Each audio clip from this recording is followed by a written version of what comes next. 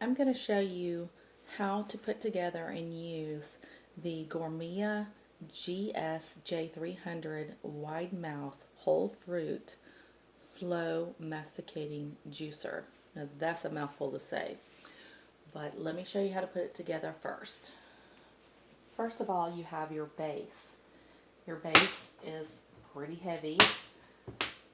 It has suction cups on the bottom of the base that will stick to your counter, your table, wherever you're going to juice at, to keep your juicer from sliding around while you're juicing. And on the back is the power button. It's in the off position in the middle. To turn it on, you would push the switch up. To go in reverse, if you have a jam, you would press down, and you have to hold the reverse down. It won't stay up. Stay pressed. Let me turn it back around. On the base of it, you have the stud where your bowl and everything's going to sit, with the part that's going to turn your gears. And there's three like little knobs that stick up, or notches that stick up. This is going to help you seat your bowl. Okay, this is the bowl, and there are two spouts on the bowl, one for your pulp and one for your juice.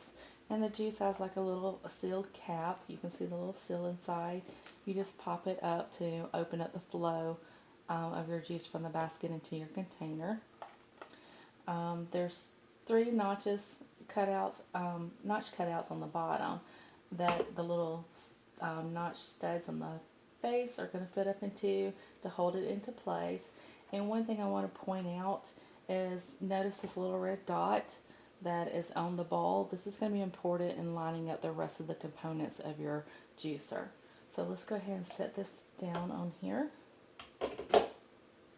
And to lock it in place, you just push on both of the spouts to the left. Just turn it, and it keeps your bowl from moving around. Okay, the next thing that we're going to add is our basket and our strainer. Now, the strainer has also a little red dot, and you're going to line that up with the red dot that's on your bowl. So let's go ahead and set this down in here. It doesn't really matter as far as the actual basket's concerned. There's no dot on it to line up, so it doesn't matter how you set it in there as long as it's down and securely. Now I'm going to take the red dot and I'm going to line it up with the bowl.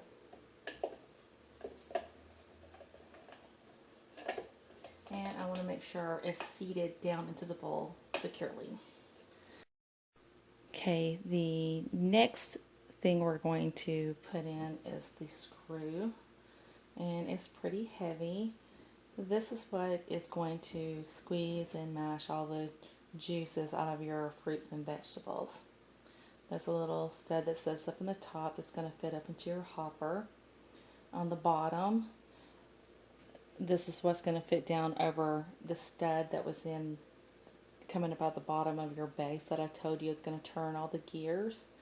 And there's a little section around it that's going to allow it to sit down over that stud, and also this plastic section that's sticking up in the middle of your bowl. And there's like a little silicone seal. Everything's gonna make it leak proof, so no liquids will get down into the electrical components of your juicer. So let's go ahead and put that in there. Fit it over that little plastic thing,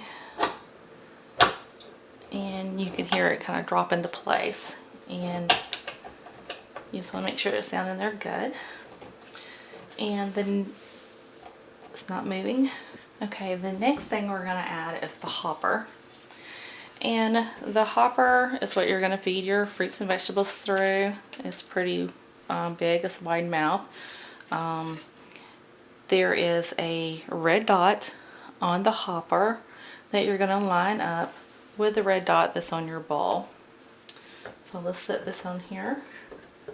Line up those red dots. First, let me show you the little tab that's going to slide into the open close section in the back that's going to press down your lock lever so that the juicer will work. If everything's not in place good and that little lever is not mashed down, your juicer's not going to work. It's a safety mechanism so that if you don't have everything locked into place, you can't turn it on and risk injury. So let's line up our little red dots. And we're going to rotate it and slide it into place. The last thing is your pusher. And the only reason why you'll actually need this is if you have some vegetables or fruits that are kind of long or leafy or something that's not going down in there, that you might just need to give it an extra little nudge and push down in. So let's go ahead and plug it up.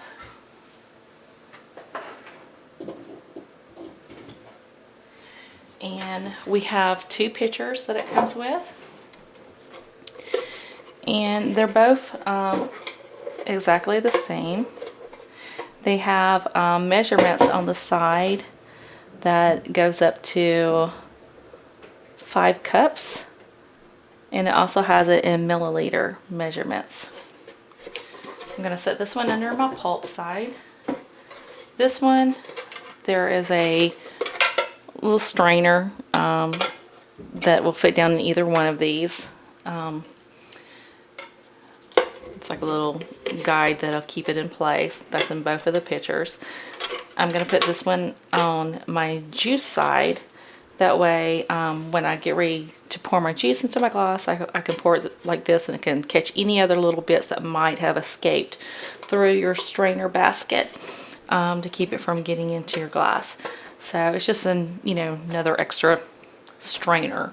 So let's put this one under our juice side. And they're curved. I don't know if you noticed or not, they're curved so that they fit up against the roundness of your juicer. So everything kind of fits in nicely. Last thing I just want to show you real quick, there was a brush, a cleaning brush, and it kind of looks like a big old toothbrush. And you can use this like when you're cleaning your basket or any other part of your blender, your juicer.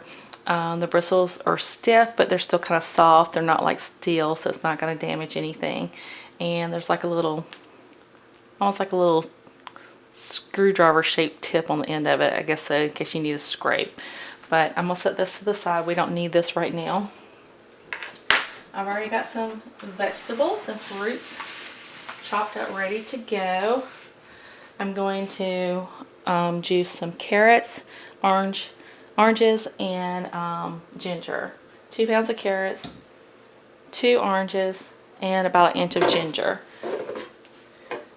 So I'm going to go ahead and remove the push and go ahead and turn this on so that we can go ahead and get started. And they recommend that you alternate between hard and soft, just because it kind of, one will push the other one through. And if you can hear, it's kind of quiet. Even when I put that hard carrot in there, it's not really loud, so I'm not going to be disturbing my neighbors, thank goodness. I'm going to drop a piece of orange down in there. And it's pretty powerful because I'm putting some pretty big, thick carrots in there, and it's handling it. Look at the size of that carrot. Let's see how that goes. And you can hear it really grinding. I'm going to go ahead and open up my juice flow. You can see the juice starting to come out now, and we have a lot of pulp coming out. When I get through juicing everything, I'm not going to throw away my pulp. I'm going to turn around and use it for some muffins. I'm going to make some orange, carrot, and ginger muffins. There's no sense in wasting anything. There's all kinds of recipes that you can find on Pinterest or the internet for recipes that you can make something else with the leftover pulp so that you don't have to waste any of it. I'm going to go ahead and throw my ginger in.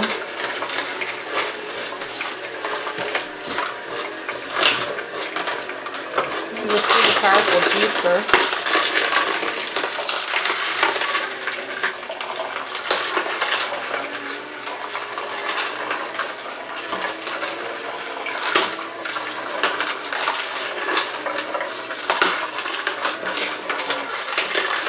When you get through juicing, it says to run about maybe a pitcher full of water through the juicer while it's running to go ahead and help clean it out.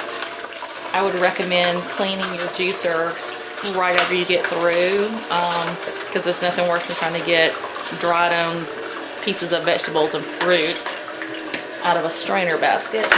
It'll just make it a whole lot easier to clean up.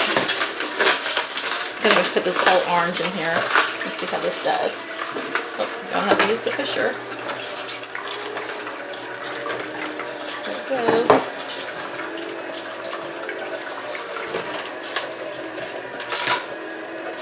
This thing is pretty impressive.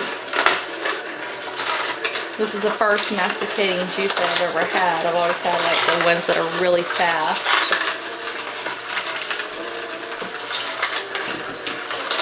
This juicer is a lot slower, but it's because it's really mashing and getting the most out of your vegetables and your fruit.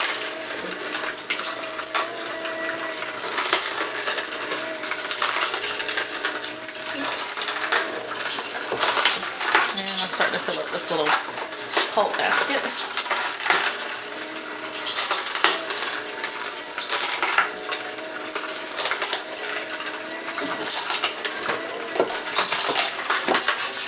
Another good use for that.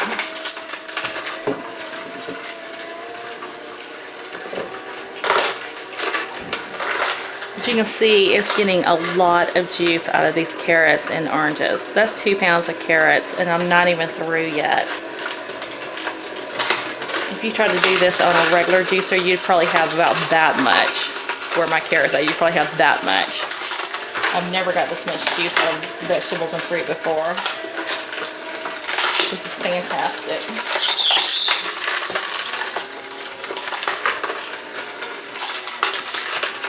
Alright, I'm going to let that go ahead and finish up. It's on its last couple of steps.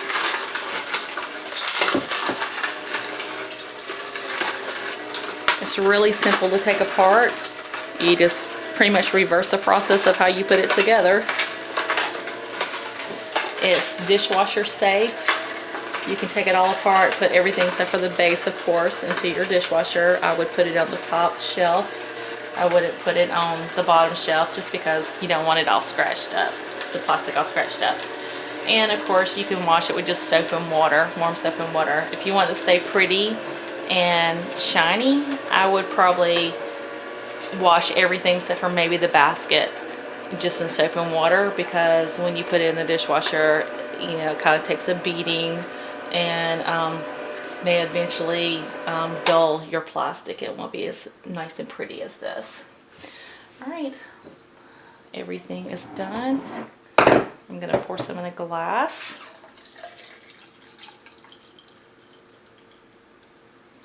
Look at that, a full glass, and I still have half a container.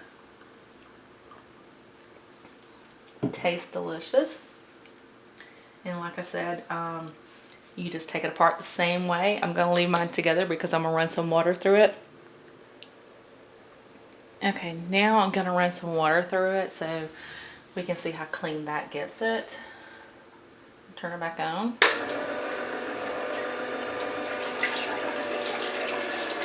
Oh yeah. And it's pushing out the, you know, excess pulp that's stuck in the basket.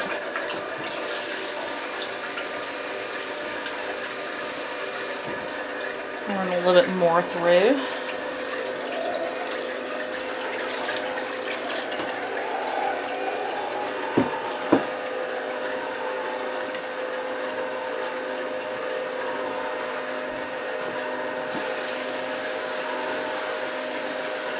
That seems to get out a lot of the debris that is down in your juicer.